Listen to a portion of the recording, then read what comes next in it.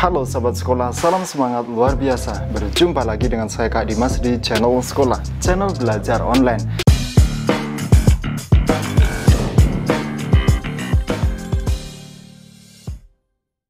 Jadi bagi kalian-kalian yang baru saja mampir di channel ini, butuh materi pelajaran, kalian sedang BDR, daring, atau belajar dari rumah, kalian wajib subscribe channel ini. Dan jangan lupa kalian harus aktifkan tombol lonceng, agar kalian senantiasa mendapatkan pemberitahuan terbaru dari setiap video yang diupload oleh channel sekolah.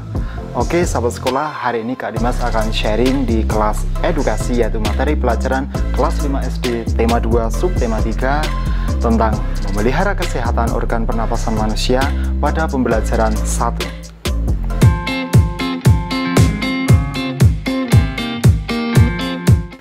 Nah, di pembelajaran ke-1 ini subtema 3 kita awali dengan cerita ya. Nah, suatu hari menjelang sore langit tampak gelap, mendung, gelap, tergantung di langit. Tiba-tiba secercah kilat menyambar dan terdengar suara petir menggelegar. Kemudian hujan turun dan air tercurah deras dari langit. Angin pun berhembus sehingga suhu udara menjadi terasa dingin. Jika kamu berada dalam suasana seperti itu, apa yang akan kamu lakukan? Apakah kamu akan tinggal di dalam rumah, memakai baju yang tebal, dan meminum teh hangat? Atau sebaliknya, apakah kamu lebih suka keluar dan bermain hujan-hujanan? Sahabat sekolah, kita tentu selalu menjaga kesehatan tubuh, termasuk kesehatan organ pernapasan. Namun, seringkali faktor lingkungan sangat besar mempengaruhi kesehatan kita. Seperti yang terjadi pada tahun 2015, bencana kabut asap melanda sebagian wilayah Indonesia, terutama di Sumatera dan Kalimantan. Nah, bacaan berikut ini, materi yang akan Kak Dimas sajikan ini akan menyajikan tentang bahaya kabut asap bagi kesehatan manusia. Oke, mari kita lanjut. Nah, ada 9 bahaya kabut asap dan cara mengatasinya. Bagaimana? Oke, check it out. Sahabat sekolah, kebakaran lahan dan hutan telah menjadi bencana kabut asap. Pemerintah sudah berusaha mematikan titik-titik kebakaran, tetapi hasilnya ya, kabut asap ini masih saja ada. Apa saja bahaya kabut asap kebakaran dan apa yang harus kita lakukan apabila di daerah kita terkena kabut asap? Berdasarkan pantauan indeks pencemaran udara di Jambi, Palembang, dan Palangkaraya sudah sangat tinggi atau tidak sehat.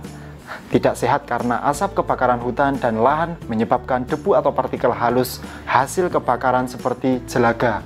Saking halusnya, partikel ini akan dengan mudah terhisap dan mengotori sistem pernapasan. Selain partikel halus, asap kebakaran juga mengandung zat-zat berbahaya seperti ozon, sulfur dioksida, karbon monoksida, dan nitrogen oksida.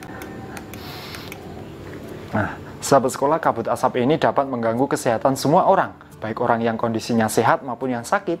Namun pada orang yang kondisi kesehatannya ini kurang, khususnya pada orang yang memiliki riwayat penyakit pernapasan, anak-anak dan balita, kabut asap ini adalah bencana yang bisa mengancam jiwa. Berbahaya kan? Apa saja bahaya kabut asap ini bagi kesehatan kita? Nah, berikut ini ada beberapa bahaya kabut asap bagi kesehatan. Yang pertama, kabut asap ini dapat menyebabkan iritasi pada mata, hidung, dan tenggorokan. Yang kedua, kabut asap dapat menyebabkan reaksi alergi, peradangan, dan mungkin juga infeksi. Lalu yang ketiga, kabut asap dapat memperburuk penyakit asma dan penyakit paru kronis lain seperti bronkitis kronik. Kemudian yang keempat, kabut asap dapat menyebabkan kemampuan kerja paru berkurang dan menyebabkan seseorang mudah lelah dan mengalami kesulitan bernapas.